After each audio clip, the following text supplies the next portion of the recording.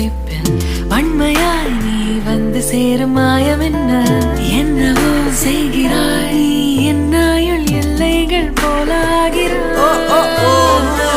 காந்தமாய் என்னை ஈர்க்கும் உந்தன் அன்பு இன்று சாந்தமாய் என்னை கட்டி போடும் காலம் என்ன கேட்கிறேன் கூரடி